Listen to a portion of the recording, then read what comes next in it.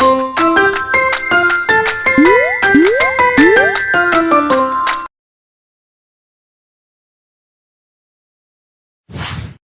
बहू रानी तो सारा सारा दिन कमरे में बंद रहती है, कोई काम भी नहीं। मैं तो बोर हो जाती हूँ, क्या करूँ।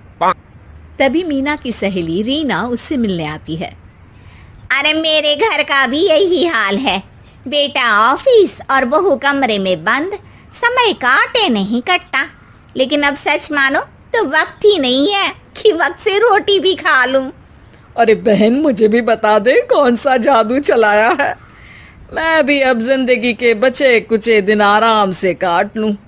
दीवारें देख देख कर तो बोर हो गई हूं मैं। रीना मीना को एक स्मार्टफोन देती है। ये ले, ये है वो छड़ी जो जादू करती है। इसमें मैंने तेरा फेसबुक अकाउंट भी बनाया है, एंजल प्रिया के नाम से। बस अब यहाँ दोस्त बना और सबसे बातें कर। सास को पहले तो उतना समझ नहीं आता है, लेकिन धीरे धीरे वो उसकी आदत डाल लेती है। माँ जी जल्दी से खाना खा लीजिए, मुझे थोड़ा काम है। अरे तू जा, मैं खा लूंगी, अभी वक्त नहीं है। और सासू माँ मोबाइल में मुंह गड़ाए जवाब दे देती है। बहू समझ ही नहीं पाती और वहां से कमरे में चली जाती है। अचानक सास को किसी प्यारी पिंकी की फ्रेंड रिक्वेस्ट आती है। अरे वाह, ये तो कोई प्यारी सी लड़की लगती है, बात करती हूँ। सास फ्रेंड रिक्वेस्ट अपनाकर बात करने लगती है।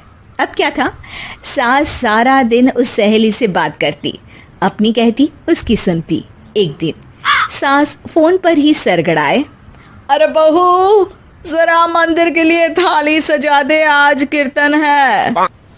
बहू फोन पर किसी को मैसेज टाइप करते कहती है।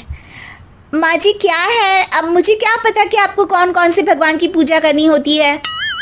तभी सास के पास कोई मैसेज आता है। अच्छा अच्छा ठीक है, रहने दे, मैं ही कर लूंगी। अब मैंने मना थोड़ी ना किया है, कर देती हूँ मैं। अब मैंने भी बोला ना कि थोड़ी देर में बात करती हूँ, तो मैं ही कर लेती हूँ, तू जा अपने कमरे में। बहू वहां से चली जाती है। सास मंदिर पहुंचती है और मंदिर की सीढ़ियों पर बैठकर सास फोन पर लिखती है। अरे मेरी बहू सारा दिन अपने कमरे में बैठी रहती है। वहां से रिप्लाई आता है। मैं आपकी बहू को तो जानती नहीं हूँ, लेकिन हाँ एक बात है, हो सकता है आपने उसे ताने दिए होंगे या फिर उसका दिल दुखाया होगा। ऐसा करने पर बहुओं का मन ससुराल से हट जाता है। याद रखिए, बहू और बेटी में फर्क होता है।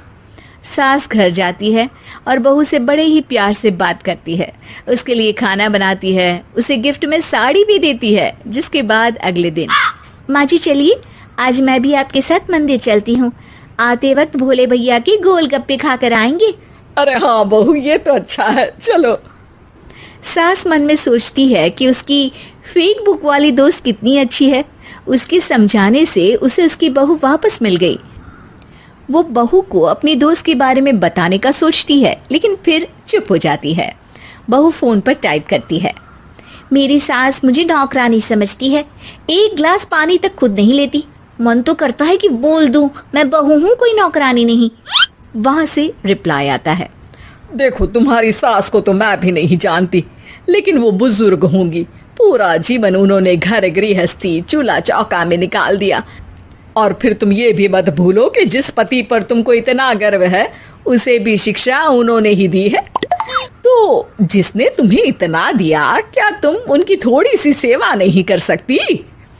बहू भी अगले दिन से सास का सारा काम करती, उनके पैर दबाती, उनका ख्याल रखती, उनके साथ घूमने जाती। एक दिन सास, बहू ये लो मेरा हीरे का हार।